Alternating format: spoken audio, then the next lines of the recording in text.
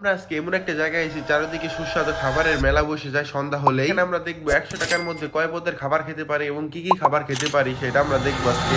এই যে আমার কাছে 100 টাকার একটা নোট আছে, এই টাকাটাই আমরা আজকে ভেঙে খাবো। বিশ্বাস করেন ভাই, লাস্ট পর্যন্ত আমার 50 টাকার খাবার খেয়ে আমার পেট ভরে গেছে। এত খাবার খাইছে ওখানে, মাত্র 50 টাকায় আমার পেট ভরে গেছে। এত খাবার খেয়েই পারতেছিলাম না আমি একা। জায়গাটা আর কোথাও না, এটা হলো টেকেরহাট নজরুল ক্লাবের সামনে। শীত আসে নাই, তার আগে গরম গরম চিতাই পিঠা খাইতে পারলাম। ফার্স্ট অফ অল একটা পিঠা নিলাম 10 টাকা দিয়ে। এরকম ভর্তা দিয়ে চিতাই পিঠা খেয়ে অনেক মজাই লাগলো। তারপরে এই পিঠার দোকানে বেশি সেল হয় একটা বড়া খাইলাম। বড়া আর ভর্তার কম্বিনেশনটা অস্থির। এই বড়াটাও আমার কাছে 10 টাকা নিচ্ছে, ওইখানে গেল 20 টাকা। আর আছে মোট আমার কাছে 80 টাকা। এখনই পেট ভরে গেছে। তো এই নজরুল ক্লাবের অন্যতম বেস্ট ছোলা, মানে কয়েকদিন আগে একটা ভিডিও করছিলাম, তখন বলছিলাম যে কে কে খাইছেন সেটা কমেন্ট করে জানান। তখন অনেক মানুষই কমেন্ট করছিলেন। ছোলাও নিয়েছিল আমার কাছে 20 টাকা, 20-20-40 টাকা গেল। এদিকে একটা দোকান থেকে একটা চিকেন সাসলিক নিয়েছি, বড়া নিয়েছি আর হলো ফ্রেঞ্চ ফ্রাই নিয়েছিলাম। দোকানে ফ্রেঞ্চ ফ্রাই বড়া ঠরা সবকিছু মিলে 50 টাকা হয়েছিল। পেট পুরো ভরে গেছে। আমি খাবারটা খেতেই চেয়েছিলাম না, চ্যালেঞ্জের জন্য খাওয়া লাগছে।